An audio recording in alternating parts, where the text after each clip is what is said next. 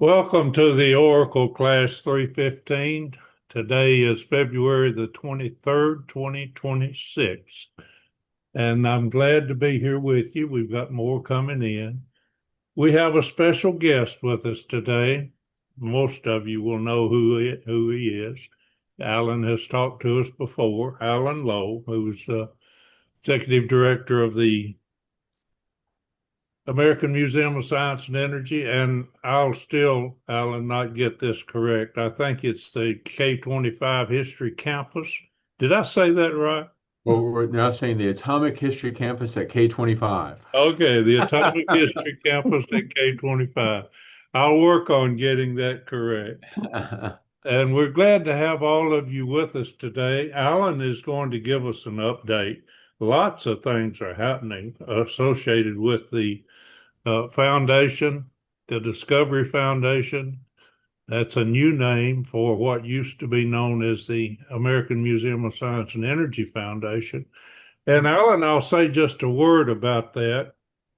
It is because we are doing things that are more than just managing a museum or a couple of museums or three, really, when you stop and look at all that's being done. And Alan will explain a lot to you of that to you. I want to tell you that we're almost ready to start a rejuvenated oral history program. Now, Alan will speak to this a little later in more details, but I'm proud to say that Eric Oles, who is the director of the EM environmental management portion of DOE here in Oak Ridge, he comes to us from recently in Hanford, Washington, and he was using the oral histories that are there to good advantage. So he sees the value of oral history program. And that is the primary reason why they've agreed to give us $50,000 a year for 5 years to rejuvenate that program.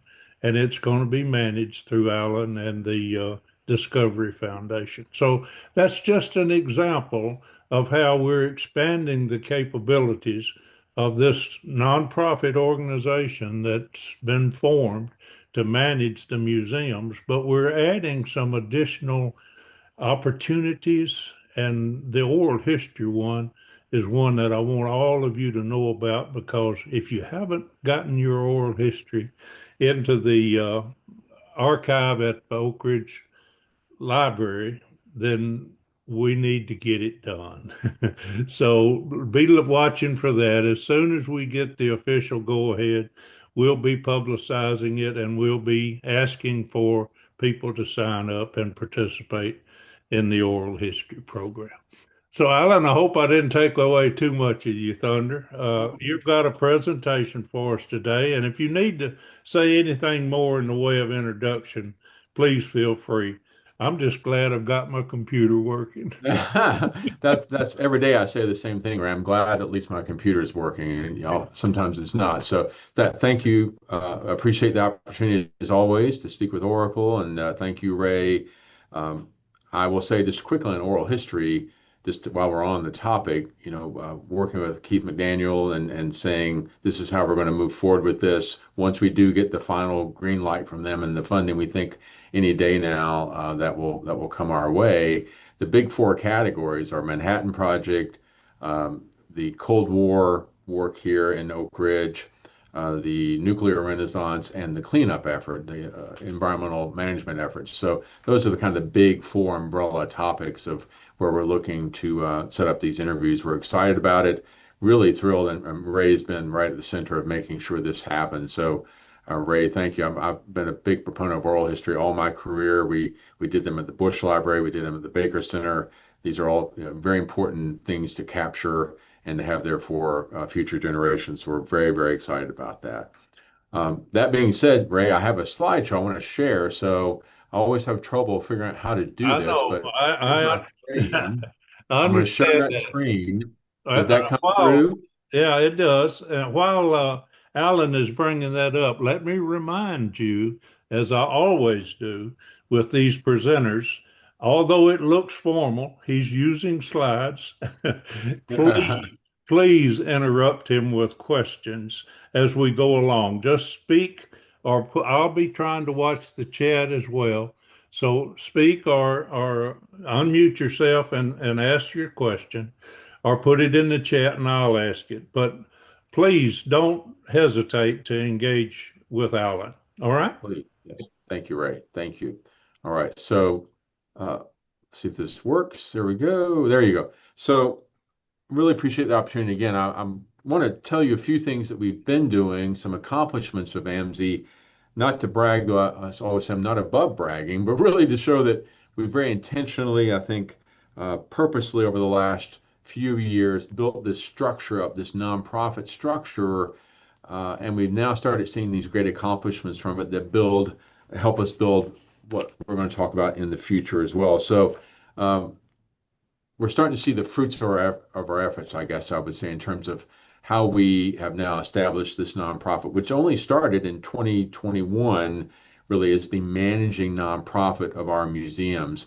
That's when we completed what's called the cooperative agreement with the Department of Energy for the AMSI Foundation to run AMSI and then the K-25 Atomic History Center, and now even more that we'll talk about. So, uh, I think one of the biggest signs of that new approach bearing fruit was that we were made the 2025 Nonprofit of the Year by the Oak Ridge Chamber of Commerce, and very, very proud of that, especially since we're such a baby nonprofit in that way, that we're new, that we were honored in that way. And there you see us that night on stage. Jim Dodson is now the president of our board. Ray Smith is on our executive committee. And you see there Matt Mullins and Jennifer Lee with any from AdFact there too, helping present it. But that's part of our team at least. That was my first night out, by the way, ladies and gentlemen, after back surgery. So that a great way to come back from back surgery. I'm very proud to be able to walk up to a stage and do that and be help get AMC Foundation recognized in that way.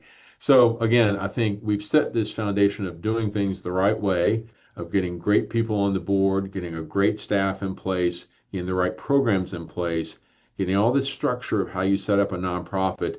And it was wonderful then to be recognized by the chamber for that. Chamber has been a great partner of ours. I'm on the nonprofit council there. I do a lot of work with Leadership Oak Ridge, which is associated with the chamber as well. So really, really appreciate that so Right much. there. I think one of the reasons they recognized us for 2025 was we were indeed the national host of Nuclear Science Week. And I don't know if I've spoken to this group before about Nuclear Science Week, but we participate every year in this. It was originated by and is overseen on a national level by the National Museum of Nuclear Science and History in Albuquerque, great friends of ours. And every year we would teach classes and maybe have speaker, that type of thing for Nuclear Science Week. But we had not been the host here, I think in a long time. I think maybe it was in Knoxville once, Ray, at one point. It was, yes. Yeah. But since I come here in 19, which is hard to believe I've been here that long, we had not been the national host. And we started talking to Jennifer down in Albuquerque about this. And Matt Mullins and I went and took part in when San Diego hosted it. And Matt went back out to Idaho Falls the next year. And we said, we can do this. We can do it even better, we think. And sure enough, Matt, we made him kind of the managing director of saying, okay, put together a whole week of activities. And by golly, we did it last October. Yeah. Everything from a dirt tour of the coming businesses to a big STEM day with school kids from all over the area, a career fair. We worked with the chamber, worked with Roane State, worked with tons of companies coming in, looked at the future. We looked at the history, a big day of history there at the Grove Theater.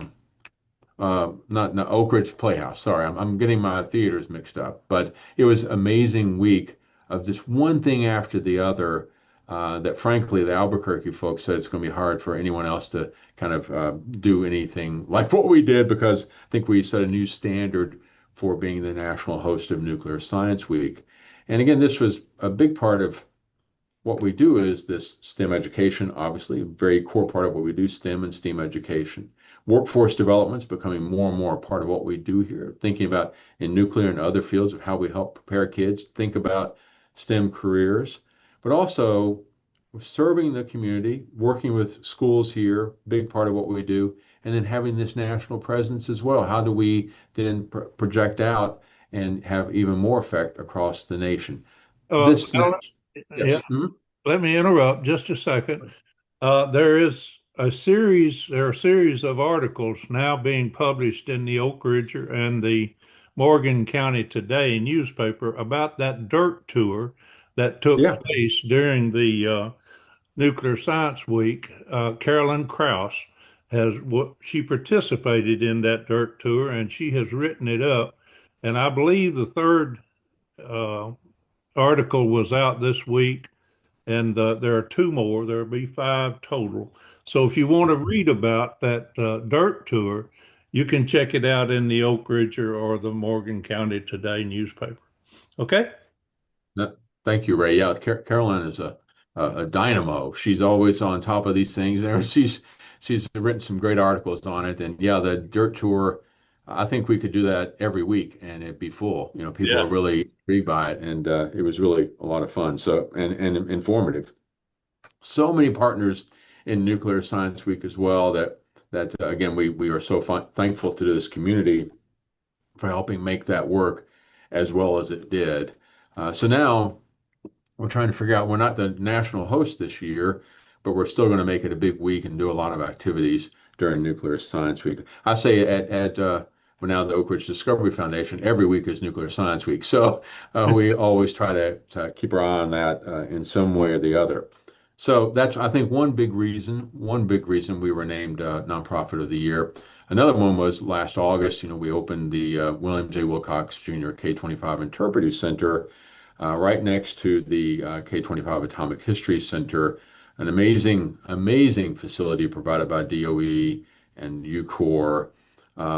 It overlooks the site of where K-25 had been. You can see the footprint. Has a wonderful exhibit upstairs. I'll show you a couple photos of that. Named in honor of William J. Wilcox Jr., of course, longtime Department of Energy, and Ray knows this much better than I do, but also a city historian and really wanted this very badly to make sure that this site was preserved for history and that the legacy of it was preserved and told to this and future generations. So we are striving our best to fulfill that vision. This is an amazing facility for us. I love the exhibit, and here you're going to see, I think, the next slide. Upstairs, we have a kind of a model of what the facility looked like, along with some great information about it. And you can look out over where it was, all very good. And by the way, if you look out that window to the left, you see Kairos coming up more and more every day. So we're right in the middle of the new nuclear there. But at the same time, the downstairs has been a wonderful facility for us because it's empty pretty much. And so we have a ton of events there. It's been a great rental opportunity. A lot of people want to come in and do various things there. Here you see our big opening day in that downstairs area with a lot of folks there for the dedication, but also downstairs in this big open space with Ray's inspiration, we've started planning an exhibit that will go up um, this summer, I do hope, maybe late spring, on the nuclear navy. So, Oak Ridge in many ways is the birthplace of the nuclear navy. So we're hoping we will have downstairs an exhibit about that. I've been working with some great folks here locally, including some folks at DOE who were formerly Navy, saying, "Tell me about serving on a submarine, and what can we put in this exhibit that we can tell people what's daily life like? What do you do on day to day? How much room do you have to sleep in? Not much, by the way. How do you take a shower? All these things that things I think about, but then also more importantly, what's the role of the nuclear navy? And so going back to all Rick over being here, the beginnings of this, and submarines and aircraft carriers, an amazing force now, an amazing part of our defense, and now of course Y-12 their role in making sure that they still have the fuel to do what they're doing day to day out there for America.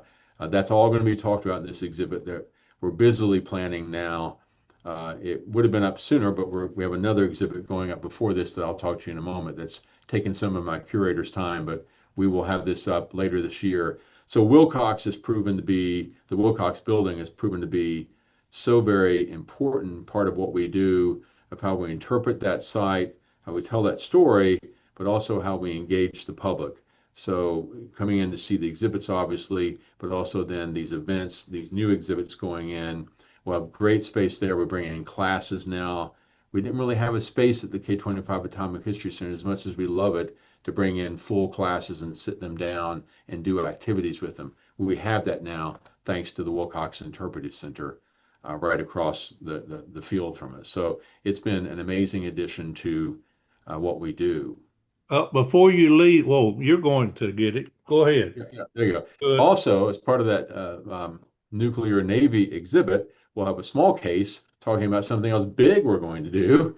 Again, with Ray and Gordon Fee's great help over the past almost a year now, we've been talking with the United States Navy, and they have offered to us the submarine cell from the USS Houston, and Los Angeles class attack sub that was commissioned back in the 80s, decommissioned earlier in the 2000s, is now in Bremerton, Washington, and going to be deconstructed.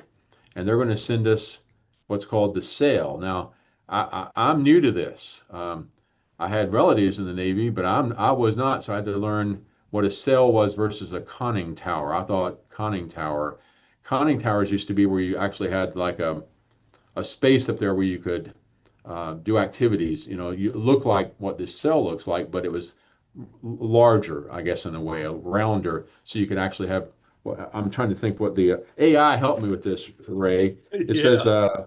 a conning tower was a compartment essentially, formerly used. You could actually use it to do command activities there. This is more of an aerodynamic sail type thing that's on top of there now with a lot of equipment in it, but not where you go up and actually do activities and in some way operate the submarine. It's more technical, more equipment driven, and aerodynamic. So that's what we're going to get. It's gigantic, and it's going to go in Bissell Park.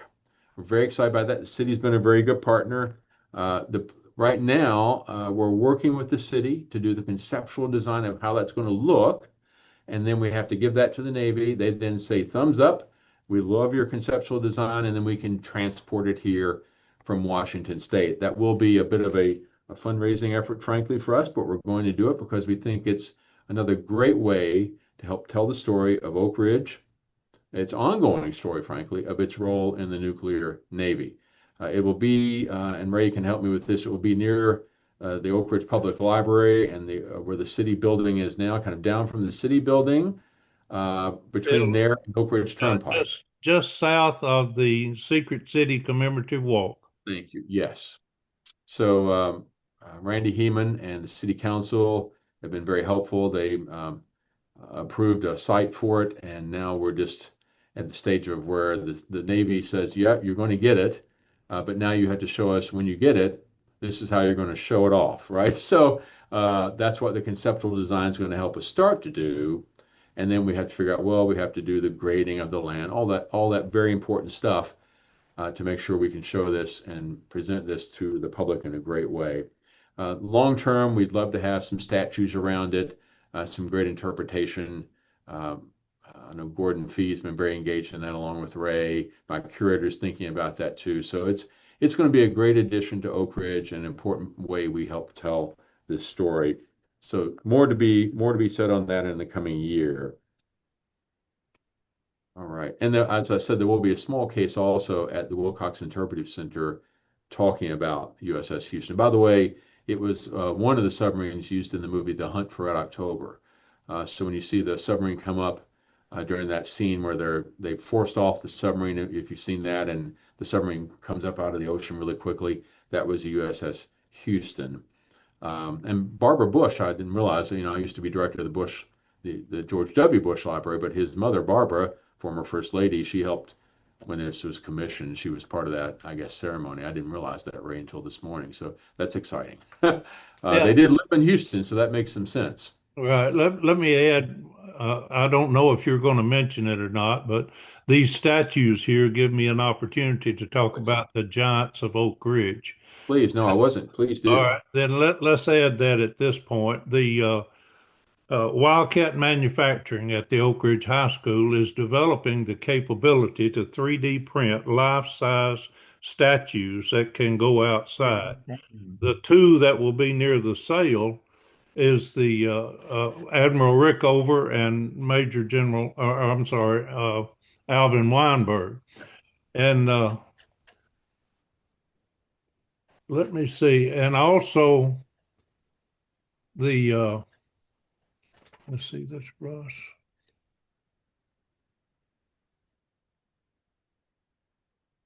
All right, the other statues that we hope to build, we are going to start with Major General Nichols, and they're almost ready to produce that one. Another one that we're going to do is one for Bill Wilcox, and it will go inside the Wilcox K-25 Interpretive Center. And we're working on artificial intelligence with the Wildcat Manufacturing to create the capabilities for you to have a conversation with these statues. Now, I'm not sure how that's going to look. I'm anxious to see what it actually turns out to be. But and then we're going to have some more additional statues that'll be coming along. And I can't mention statues without telling you that the Ed Westcott statue is here already. It was purchased. It's in place in the Oak Ridge History Museum. And if I'm not correct, I believe on the 14th of March, they're going to unveil that statue at the museum. It'll be right at the front door of the museum. So, Alan, just taking a short aside there to talk Oh, about those statues, okay? no, thank you. I failed to do that, and thank you for doing that. I will say, I told the story. I helped moderate the artificial intelligence panel for Our American Roots. Ray was again very engaged in that. Ray and I spent a lot of time together. Obviously, I like that. Yeah. I Hmm. told the story there where at one point I interviewed an android, and that's it's a surreal experience really when you kind of fall into having a conversation with a person and you realize it's an android or a statue in this case. So it's an interesting world we live in for sure. All right. I can't miss the opportunity of talking about statues to talk about the Scarborough 85 monument. Yeah, We're moving, making good progress on it too, and it will be construction's going to start on it in the near future. We've engaged a construction manager for that, and by the way, that monument will be located where the original Friendship Bell was okay, located. And you'll be seeing activity there soon as well. So, great. excuse me for taking you off track a little bit. No, there's so many things happening in Oak Ridge. It's Yeah, great. You know, it's it a really dynamic place. it is for sure. So K-25 Atomic History Center, if you haven't been out, we have a special exhibit there, but a small special exhibit space there that has proven to be great. We are doing an exhibit right now on the history of enriching uranium in America, sponsored by Orano. So we do look at their plans here for the future in terms of enrichment. But that's a really good look at how that has developed and now how we're redeveloping the ability to enrich uranium right here in America. And then we're thinking also, what are the next few exhibits in that space? And again, how we continue to engage, especially with the new companies moving in here. There's so many companies investing in East Tennessee and the Oak Ridge area in nuclear, how we help continue to tell that story there at the Atomic History Center. I would ask you to also note that of the companies that are coming, and we did a presentation at the first uh, class of this series Yeah. where I tried to show all of the new companies that I was aware of. I believe there are 13 of them that are either here now or coming in. Yeah, And there's something in social media almost every day about these new companies coming in. One of them is the laser enrichment yeah, company that's coming in. LIS Technologies, I believe, Alan, is the name that's of it. right. That's And right. I spoke to one of the gentlemen that was making a presentation about that, and I said, we would really like to have a laser show that would show and demonstrate the size of the original K-25 building. He laughed and he said, "That's easy, Ray. We can do that." I said, "About how much would it cost?" He said, "Oh, I don't know, maybe $500." I said, "Well, consider it done. We want." Right. This has been an idea that Ray came to me early on about this, and I don't know if he thought I would say no, or I would think no, I don't like that. I'm like, Ray, that you're talking to the right guy. I'd do it right now if we could do it. I I, love the idea. I So think it's something, once they put those flagpoles up and we can put mirrors up on top of them, yeah, I think it's going to be amazing for us to be able to shoot just a little bit of mist up in the air, and then you'll see the actual size of the building yeah. with laser beams. Maybe you have to do it in the early evening. I don't know, but it'll be fun to see what we can do with it, especially since we've got such an expert on laser technology. And he Yeah. laughed and said, "Ah, that's easy." Well, as you know, we established a really good relationship with them. They did a big announcement there at the Wilcox Interpretive Center, and we're excited about them. And we had an early on, we had a Kairos exhibit here at AMSI, so we really have tried to engage with and learn from all these new companies moving in here. Again, pretty amazing to be right in the middle of all that, right here in Oak Ridge. Yeah, I'm excited about the lasers. That's Yeah, for and sure. I need to say a word about Oklo. Yeah. Oklo is coming in now, and they have started clearing the land that they're going to be using. If you're going up to the K-25 History Center, you'll need to make a turn to the left to at Portal 4 to get there. But if you look to the right, right before you make that turn, you can see the area where they're beginning to clear the land. And Mm, they're talking to us about what to do to commemorate the wheat story. And what they mm, plan to do is to build an exhibit, a roadside exhibit, right where the Blair Road will be extended straight down to the turnpike instead of making the turn that it makes now off of the greenway that goes out to the George Jones Memorial Baptist Church. And they're going to create a display there that talks about the history of the wheat community. Now, near term, they're talking about what to do with those woods, that all those trees that they're taking out. And what they mentioned just a few days ago was the idea of making some sort of commemorative uh, things out of wood, using yeah. the wood that they're getting out of those trees, and put something on that, engrave something on it about the wheat community, and make them available to all of the members of the wheat community. And of course, we'll make them available to others too. But to be sure through Steve Goodpasture that we get those people who are descended from the wheat community to get some of this commemorative wood that's coming out of those woods. Yeah. So you're right, Alan. Lots of things are happening from very small things like that to very large things like the huge buildings that are going to be coming up. They're already coming up at TriSoX and BWXT and soon to be coming up by Orano. Yeah, and you got Radiant coming in as well. That's another one. So yeah. And I know the Woods idea. I love that. You see that at various sites around the country. I realized the other day there's even Gettysburg has some things where they've, trees they take down there. You can buy pins with the tree made from the wood from the trees. I mean, it's a really good way of having the public connect with, but particularly with descendants of the weak community. I think it's a great idea. Anything we can do, Ray, to help with the exhibit Sure. this, for goodness sake. Yeah, I'll connect you with them for sure.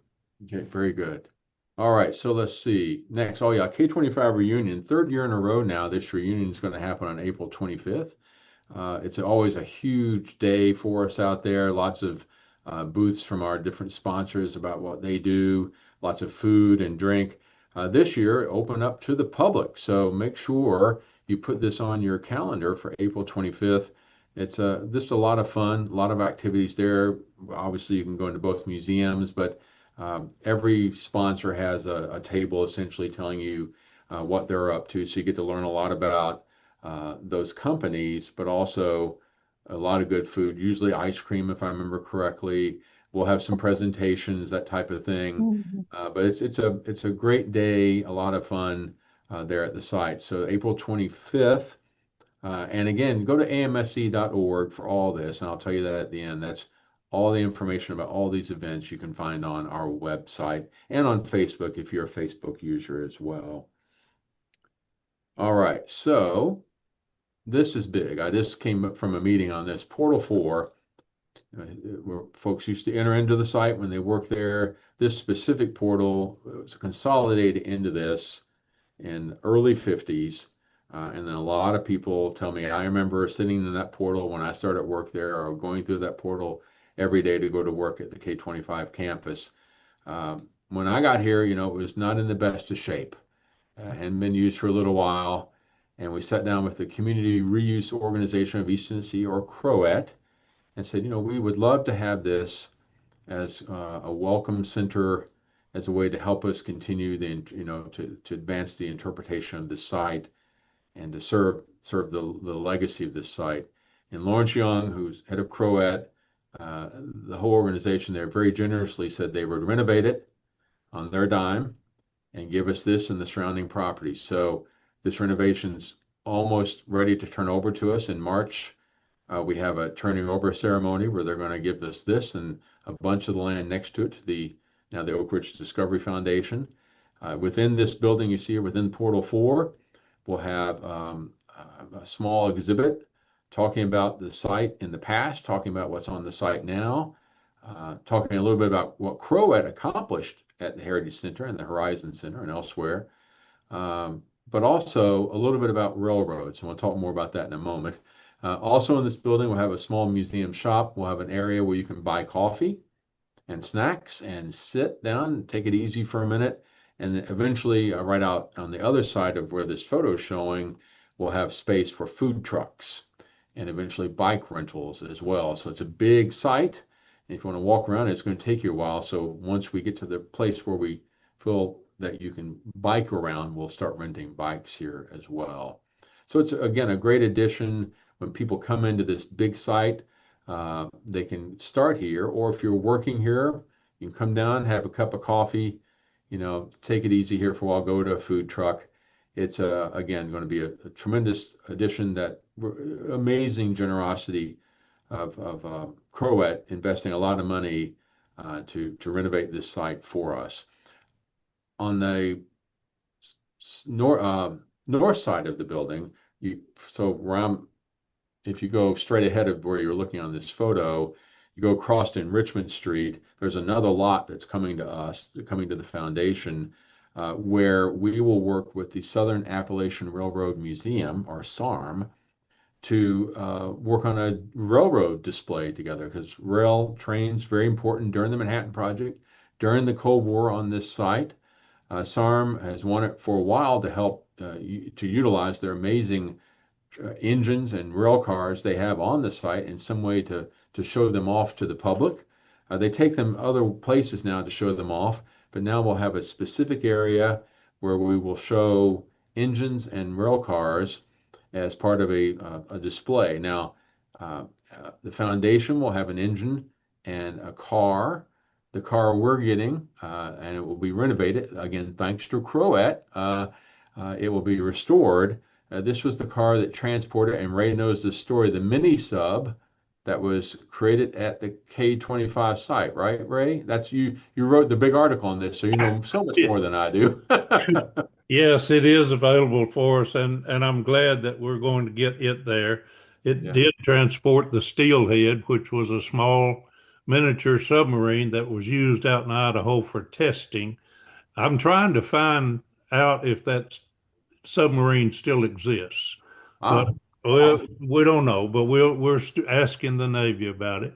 And another thing that I've mentioned to Alan is that during the Cold War, at one in one particular portion of the war, the nuclear weapons were transported by rail, and those cars that they used are known as white cars just mhm. because they're painted white. But there are some of those that are still available. I think there's at least one or two at Pantex that we might possibly be able to get transported here. So Hmm. Alan's going to work with the proper folks to get approvals to do that within DOE. And then we hope to have one of those cars here as well. And I encouraged Alan to keep pressing for a dining car. I Oh, think I think that would be great to be able to have a dining car there. Now, while we're talking railroads, let me go ahead and tell you that the railroads at K-25 have just been sold. They have been purchased by a new company. And because of that transition, Gordon Fee is I don't know what you call him. I call him the railroad czar in Oak Ridge. right, right. He is at the state level, he has responsibility in some capacity for the railroads at the K-25 site and works with the city on that. So he's a key individual. He was aware of the sale that's being made, and he's also talking with them about the possibility of reinstituting the excursion train cruise that went on out there for years, and it would be good if we can bring that back. Now, again, this is Ray talking. It's nothing official. We don't know that it's going to happen. I just am aware that we're trying to make it happen. And with that in mind, I've asked Alan to go ahead and move that little ticket building up near Portal 4. Even if we don't get our excursion train back, that little building ought to be there. And maybe in sometime in the future, we'll be able to get that excursion going again. Very good. We'll sell tickets to something, Ray. We'll use it in some ways. So I will say there are going to for this work with SARM and Croat, there are going to be two spurs essentially off that track. One spur will be where SARM has an engine and other cars, and they'll be able to move their cars in and out. Yeah. Another spur will be essentially a display spur for us, where we'll have the engine, the one car we have now, and then if we can get more cars later, we can put on that spur. I will say, as of this morning, Ray, I was told that one of the SARM cars likely will be a dining car, so Ah, that's exciting. Yeah, yeah. So I'm meeting with them in the next week or so, along with Croat. But that's what Croat told me this morning was their understanding. So that made me out, happy. outstanding. Thank There you. you go. Things do happen. They do indeed. So that's again great. We're going to open this in April, and that plans are quickly going forward for that right now. I was in it just the other day. It looks fantastic inside. I'm really excited. We're getting it all stocked now with stuff for the shop and appointing a manager of it. So it's going well, going really well. This week, this Friday, open to the public if you're a member, which I hope you all are. Thursday night of this week, we have a members preview. Then Friday at 10, we have a ribbon cutting for the public to open Information Nation, our new exhibit here at AMSI in the Innovators Gallery, all about 250 years of American communications. So, we thought, how do we talk about the semi-quincentennial? First of all, I had to learn how to say it, and You so I did got that well. down. Right, I'm I don't. I pretty won't even try. It took a few times. Remember I grew up on a good tobacco farm in Kentucky, Ray, but I got it. And so how do we talk about that? I admittedly have a soft spot in my heart for information and archives, and how do we tell that story? think Bonnie Carroll actually talked to me like, why don't you talk about information? And I thought it was a darn good idea. So now we're going to talk about from the beginning of the Republic on how America has excelled and often led the way in things like the creation of the telegraph, telephone, computers, typewriters, and it helps us. It helps us tell those important stories about the information revolution uh, in the past and what the future looks like with things like quantum and those amazing things that the lab and other people are doing. But also, it's a very interactive exhibit. So kids maybe have never used a typewriter. Well, you're going to be able to type a letter on a typewriter. You're going to be able to send a telegraph message from the exhibit to the front of the museum and back. You're going to be able to get in a phone booth, which I think will be foreign territory for young people, and make a real phone call on a rotary phone. Uh, See, these are all, and I think he also has it set up where you can dial in on one of the big old computers and hear the sound of the screech of the modem as you dial in and you get America Online. That's what I think we're going to do. You've got mail, that type of thing. So it's Quinn is doing a great job on it. It's every exhibit I've ever done is down to the wire, but it's going to be done by Thursday night, and it's going to be phenomenal. Really, please do come see it. Tell everyone about it. I'm excited about it. It's a great way, I think, to help celebrate 250 years, and it's a kind of special exhibit to me. I've loved the presence and science exhibit we just took down. That was, again, one I had a little bit to do with because of my past, but this is even more interactive, and I think very, very cool exhibit this Thursday night and opening Friday morning. We I love kids. They look happy. I'm not sure. I guess some of them look happy. It's we continue this being a real steam engine. We say tons of kids, tons of teachers we interact with daily, either in person. We do a lot of virtual education. We learned a lot how to do that during COVID. So a lot of virtual education using Zoom, a lot of online materials that we put out there in terms of our education. The big thing on education, a couple of big things happening is that we have new educators on board. We have a new contract educator at Oak Ridge Schools, specifically to say to us, are we doing things the way that schools want us to do them? How are we most useful to you? Are we hitting the standards the right way? Are we presenting it the right way? What do you need to see in terms of materials? Those types of things, or even the length of the class. Those types of things we want to make sure we're doing the right way. And that's been a big effort over the last 6 to 9 months, still ongoing, of making sure that's all done correctly. Another big thing is we have a new partnership with Oak Ridge Associated Universities. Signed an MOU with them and actually just signed a lease some of the space in one of their buildings. So I'm going to have an educator located in their space working hand in hand with their STEM accelerator on nuclear workforce development. So she goes over there starting in March. We'll have education space where we can bring in school groups, really hand in hand partnership with ORAU. So I've always said from the very beginning of my career, everywhere I've ever been, success is based on good partnerships. And we've said there's no reason for us to be working in two silos on this. We need to be working together on STEM and workforce development. And now we're making that happen with ORAL. A comment about your interaction with the school system. Yes, I had, sir. I had the opportunity to serve on the governor's committee for social studies. And I learned about these standards. I Yes, sir. actually saw what those standards are. Of course, my interest was in history, how much history is being taught in the schools, and I'm quite frankly disappointed in the amount that is in their standards. I think they're missing a lot. I tried to put as much in as I could. I was able to keep the Manhattan Project history in, and I was able to get the Scarborough 85 Mhm. included in all schools in the state. Now, that doesn't start until 27, but at least it's going to be there. But Yeah, I think it is so important that anything that's done adheres to those standards because that's what the schools need. And if right. you can know for sure that what you're providing helps them meet those standards requirements, then I think you'll be asked to do even more because that's a help to the school. So I'm really proud to hear that you have that connection with an individual who understands those standards and can tell you what's needed to meet them. Absolutely.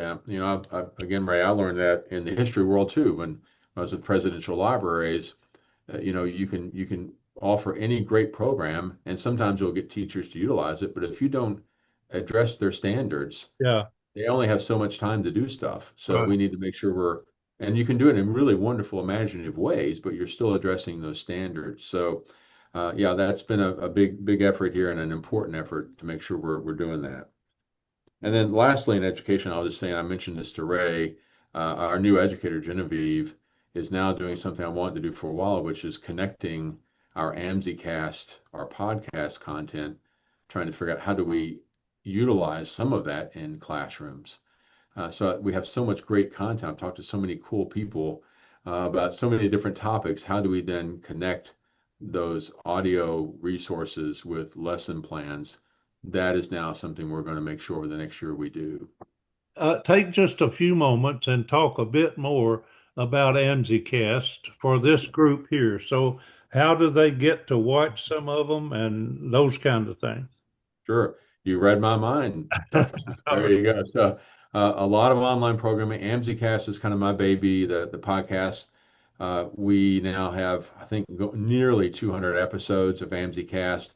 I speak with scientists, engineers, historians, practitioners all over the world. I joke that the topic can be ants or quantum physics. It's really some amazing eclectic series of topics that we talk about. You can find AmsiCast if you're a podcast listener on platforms like Spotify or Apple. It's there, or you can go to AmsiCast. I'll send this to Ray and he can make it available to you. amsicast.libsyn.com. So there's a website you can go to, or you can go to podcast platforms, and find AmsiCast. It is, to me, it's been just such a joy to do it. And for me, also a learning experience. I may know nothing about a specific topic, but I'll find a really interesting author. And 99% of the time, they'll say they will talk with me. And then we have a 45-minute to 60-minute conversation about that book or about that topic. So, everything from the guy who took the first image of a black hole, Heino Falke, to Andy Weir. I spoke to him, the science fiction writer who wrote The Martian. Have you seen that movie? So it's all over. Just Richard Rhodes. I'm getting ready to talk to him for the third time soon on AmsiCast. This time about birds, by the way. We've talked about atomic history and energy. This time he wrote a great biography of Audubon. And so we're talking about John James Audubon. But listen to AmsiCast. It's, I think, really enjoyable. I approach it from my perspective, which is a guy who runs science museums, but also has a background in history. So I'm learning along the way, and I know even if you know a lot about a specific topic, you might not know about this one, but we try to present it in a way where you can learn a lot more. I use those AMSI casts then, some of them to make AMSI science reports, which are heard every Saturday morning on WUOT 91.9, our local NPR station. 4-minute reports that I'll use snippets from these AMSI cast episodes and highlight them on the science report. It's been a terrific way to educate and to get the word out about what we're doing. No matter where I go in the community, someone will come over and say, I heard you this Saturday on UOT. So I can't listen to myself. I just can't do it, but I'm glad other people are listening. Then we have a couple series on AMSI Cast.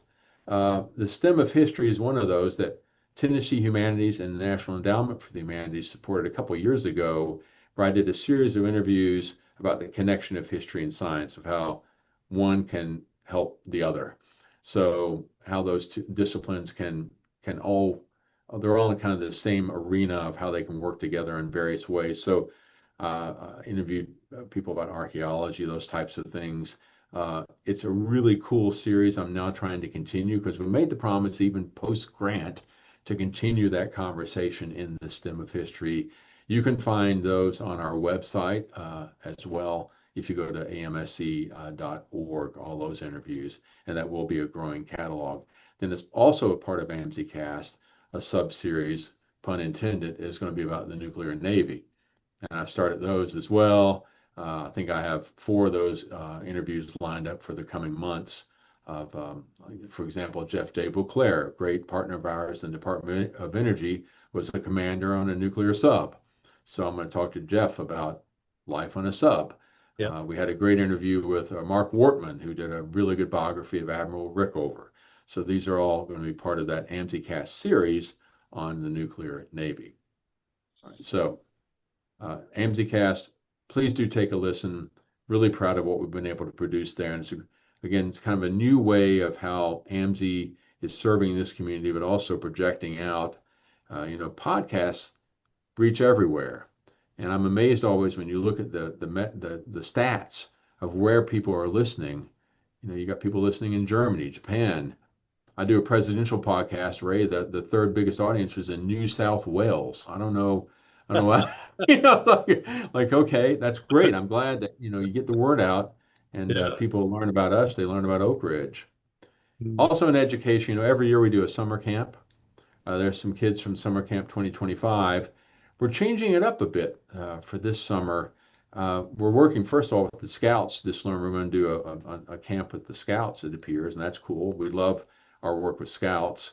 Did a lot of work with STEM Scouts over the past couple of years. So we're going to do that, but also right now the plan is to have a 3-day camp that where you almost like if you're a kid and you're thinking, hey, I might want to be a geologist, or I might want to be a chemist, or I might want to be something in nuclear.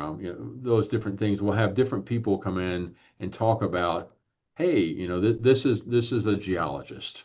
This is what they do, that type of thing. So almost like a career planning, but a more fun camp than I'm making it sound right now over 3 days. Different people coming in and working with our educators and the kids. But then at the end of the week, if you want to buy the whole package deal, there'll be a 1-day camp on AI and a 1-day camp on nuclear. So if maybe you think, well, I only have 1 day available, but my child is really interested in artificial intelligence. This is all for middle schoolers, by the way, essentially middle school camps. Then you can just do the 1-day camp, or you can buy all 5 days. And we have scholarships available for that as well. So it's, I think, a new way of approaching it that gives flexibility to parents, depending on their summer schedules and their kids' schedules. But it's still a very important part of our tradition to have camps here. And now to be able to partner with the Scouts too, I think that's a really cool addition to our offering. And again, I think most of them look happy in this. Yeah. So you see Chris light up there. Chris and Renee Kelly have been very much a big part of our Yeah. educators making those camps available every year. Our Department of Energy public facilities bus tour.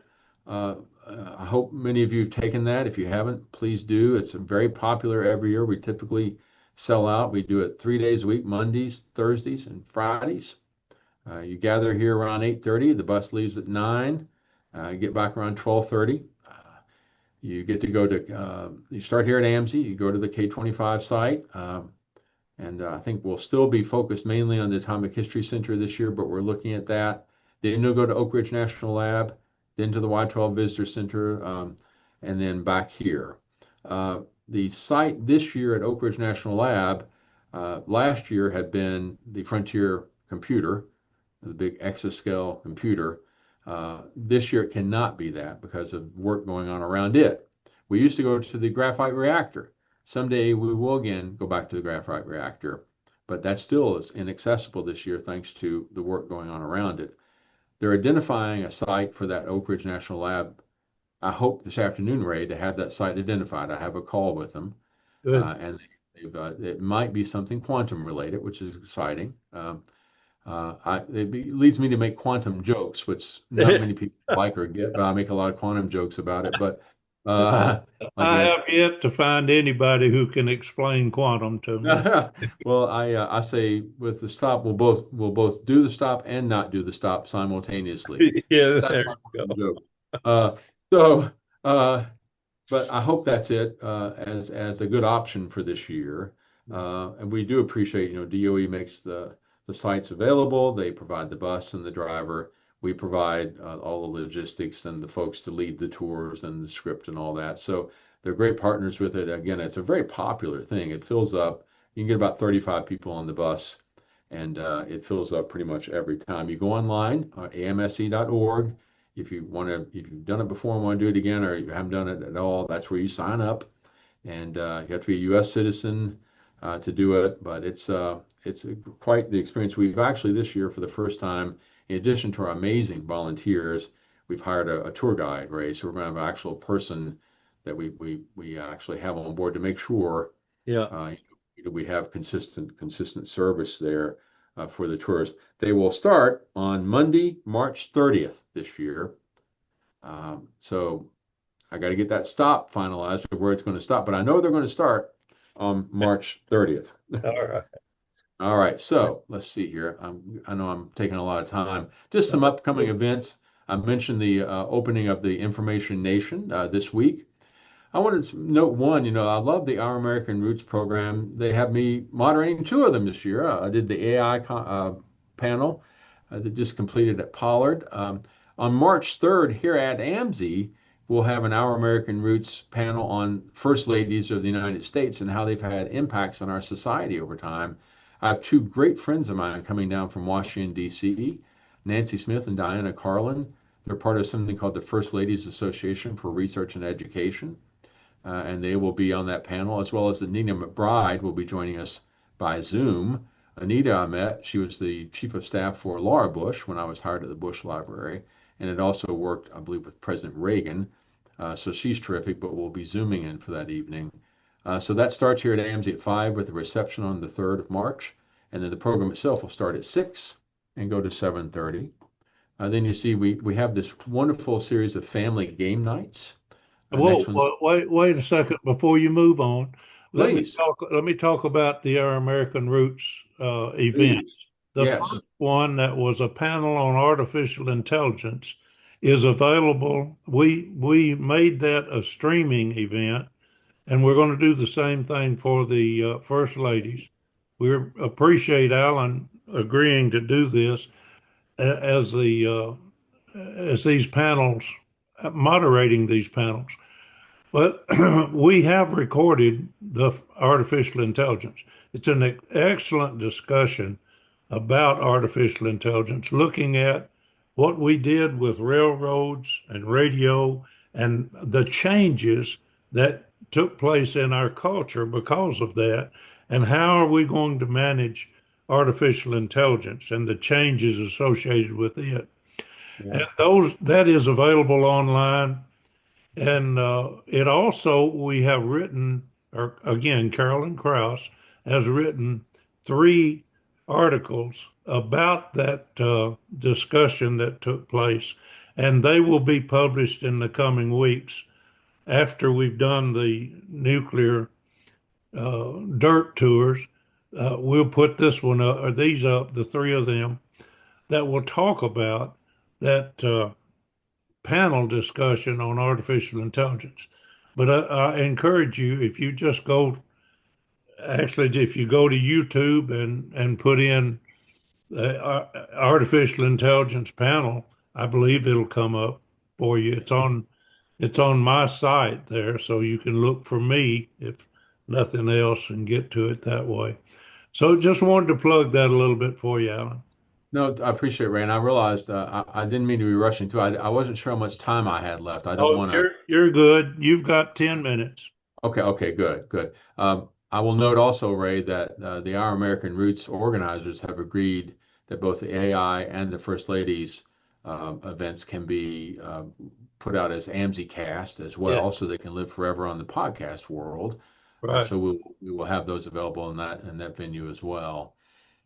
So do come to the First Ladies panel. I'm excited about it. These are great friends, but also great experts on First Ladies. It's going to be a fun evening.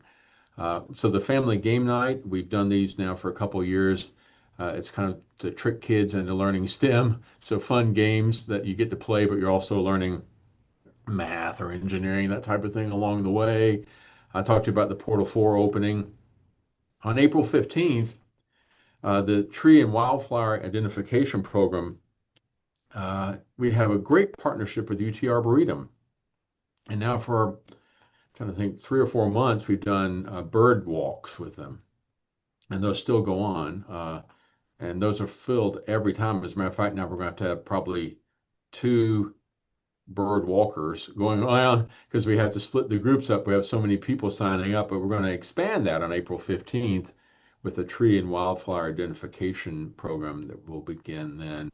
I'm bad with all these. I grew up on a farm, and my dad would get so frustrated that I couldn't tell one from the other. I had a mental block, so I'm learning along the way with these folks. So April 15th, that will begin at the UT Arboretum. I mentioned the K-25 reunion.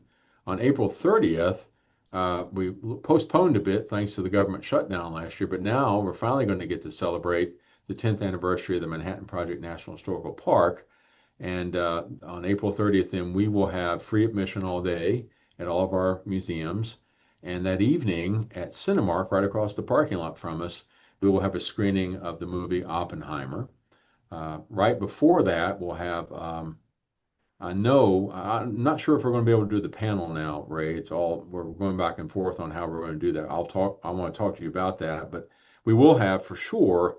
I talked to Charles Oppenheimer, his grandson, recently for an AMSI cast, and we have a segment, a video segment we're going to show before the movie with Charles. Really interesting guy running something called the Oppenheimer Project, Yeah. and this really, really fascinating conversation with him committed to nuclear energy and non-proliferation, arms control, that type of thing. So really fascinating. And then May 15th is the next in our series of showings of sci-fi cinema here at AMSI. We show fun movies. This one is Tron, the original Tron, by the way, ladies and gentlemen. I'm a bit of a purist in this. I like the first one, not the more recent remake.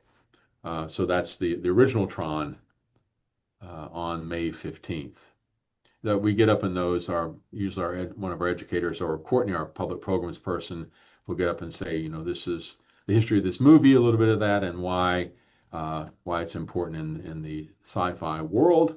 And then we have popcorn and that type of stuff you can buy and have a fun time. Our fourth annual Energy and Elements Gala will be on March One, 20th. one, 1 second, I have a chat, and in the chat, there's a reminder that the K-25 reunion in Hootenanny is Saturday, April 25th, 11 a.m. to 4 p.m. So that gives you the time Right. to Got be it there, right. 11 a.m. to 4 p.m. Okay. Thank, uh, thank you, Sandra, for that. Let's see, make sure I have the right. Hang on. Let me get this right here. Yeah, it's the 25th. I got the wrong date on that. Thank you so much. Yeah. Don't look at my chart. Something happened. This was probably done at like 3 a.m. this morning. I apologize for that. April 25th, ladies and gentlemen. I'm going to Right. go it all together. You know why I have 20th on my brain? Because March 20th. Okay, all right. Okay. Thank you so much, you all. You all keep me honest. Someone needs to. Thank you, thank you. So March 20th is our gala. So every year now we've had this gala, started that tradition. It's been a great success. Nothing against other galas, but ours is really fun. We do it a little differently. Uh, we do have the annual awarding of our Excellence Awards. And that's always, we have a national award and a kind of regional local award. We'll do that again this year. But then around the galleries, we have different activities and food and drinks.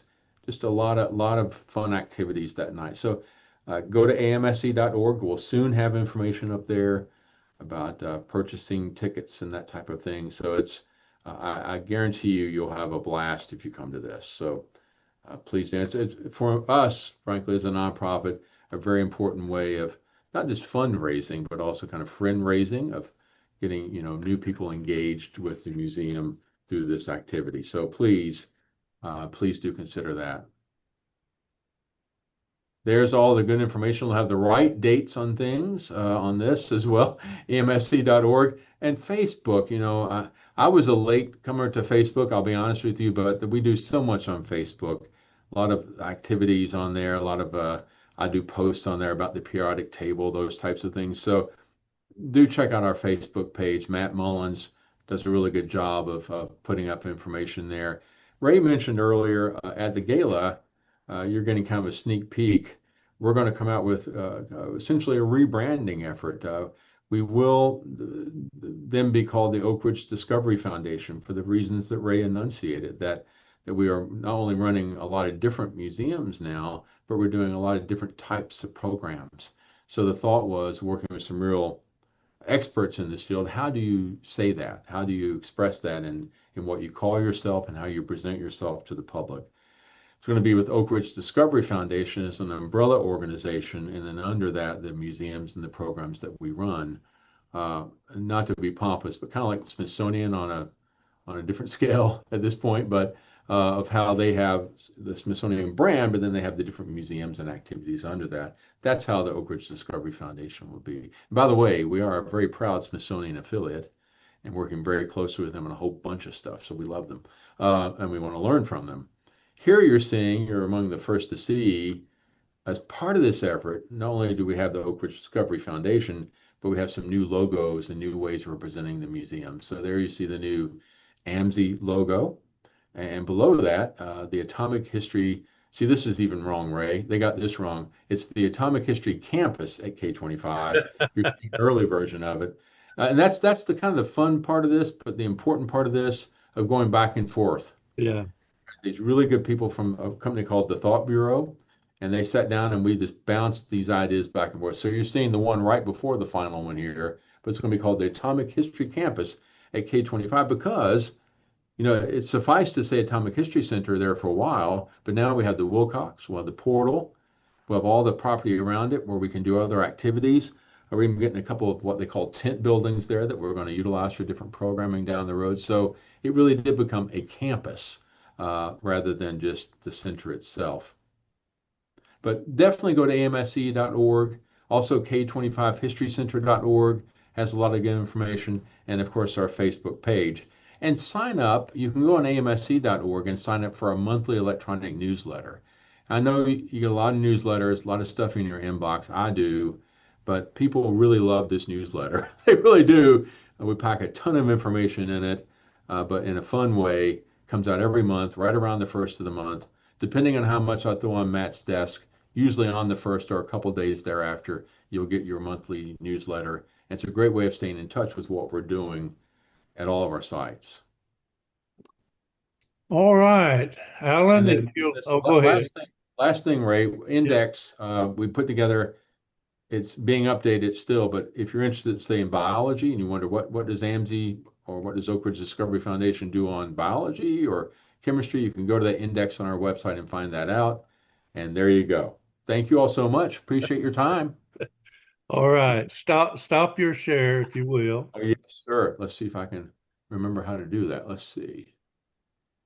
Get out of this and get back to Zoom.